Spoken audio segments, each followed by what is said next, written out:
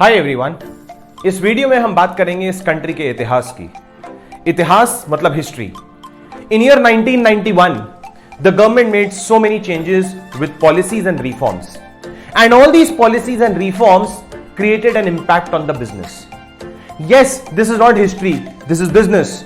But at the end of the day वो 1991 के reforms और पॉलिसीज का वो इंपैक्ट था बिजनेसेस पे that there was so much of economic growth. In fact, at that point of time, the country was led by our Prime Minister called P.V. Narasimha Rao. And the Finance Minister was Dr. Manmohan Singh.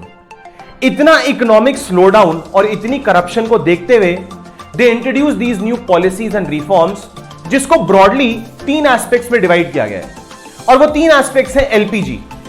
LPG, where L stands for liberalization, P stands for privatization, G stands for globalization. I'll repeat, liberalization, privatization and globalization. Liberalization, ये liberalization था क्या? ये liberalization बोलते ही मुझे बात आती है बॉलीवुड की एक बहुत सक्सेसफुल मूवी की, दिलवाले दुल्हनिया ले जाएंगे, जहां पे अमरीश पुरी काजोल को क्या कहता है? जा सिमरन जा, जी ले अपनी जिंदगी जा.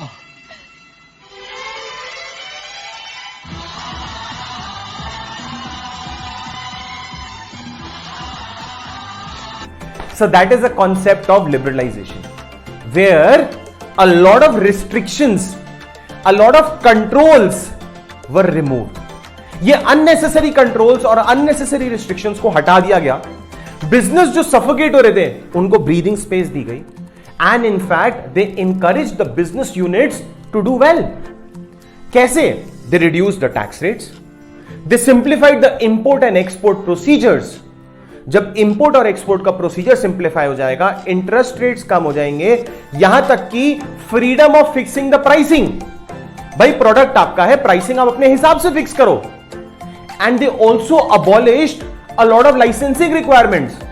मुझे एक बात बताइए, लाइसेंसिंग रिक्वायरमेंट्स में इजीनेस हो गई, इंपोर्ट और एक्सपोर्ट सिंप्लीफाई हो गया, हमारी जितनी भी रिस्ट्रिक्शंस और कंट्रोल्स जो अननेसेसरी थे उनको हटा दिया गया. ये सब करने के बाद businesses thought that there is so much of encouragement, there is so much of opportunities और encouragement देखते हुए economic slowdown जो हुआ था, it started reviving.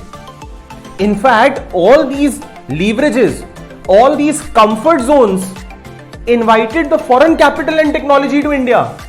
A lot of foreign capital and technology thought that there is an opportunity in India where everything is so easy to do. Why not look at India as a business, as a trade unit? So that was liberalization. अब हम बात करेंगे privatization की. What is the concept of privatization? The concept of privatization said giving a bigger role to a private organization and reducing the role of a public sector. For the growth of the nation, they thought it is very important कि private sectors को बड़ा role दिया जाए और government sectors को अपना role कम कर दिया जाए. In fact, only railways, atomic and defense, railways, atomic और defense, यही 3 यूनिट गवर्नमेंट अपने पास रखे. बाकी जितने भी गवर्नमेंट यूनिट्स थे, they started diluting their ownership and they started diluting to a level where they decided कि 51% से ज्यादा स्टेक्स प्राइवेट ऑर्गेनाइजेशन का होगा और गवर्नमेंट सेक्टर्स का, जो पब्लिक सेक्टर्स हैं, उनके स्टेक्स कम होते जाएंगे. इस कॉन्सेप्ट को बोला गया डिसइन्वेस्टमेंट्स. Basically, disinvestment means transferring the public sector enterprise to private sector. I'll repeat, transferring the public sector enterprise to a private sector is called disinvestment. अब जब liberalization और privatization की बात हुई, फिर बात हुई globalization. अब ये globalization क्या होता है? दोस्तों, global का मतलब क्या होता है? विश्व. And here globalization refers to integrating of various economies of the world which leads towards the emergence of cohesive global economy. जब बहुत सारी कंट्रीज आपस में ट्रेड और बिजनेस करेंगी तो ग्रोथ होना एक बट नेचुरल फिनोमेना है. I'll quickly tell you what basically happened. When the country was working within a lot of restrictions, there were a lot of business units which had a restriction on taxation, policies, import और export जैसी activities इतनी restricted थी, इतने licenses की जरूरत थी. So the trade and business in the country started feeling to get isolated.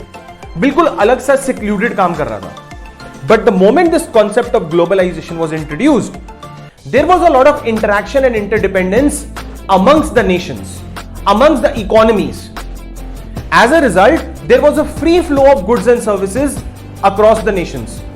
वहां से इंपोर्ट क्या कराना है, वहां पे एक्सपोर्ट क्या करना है, 3, 4, 5, 10, 15, 20 कंट्रीज के साथ बिजनेस हो रहा है.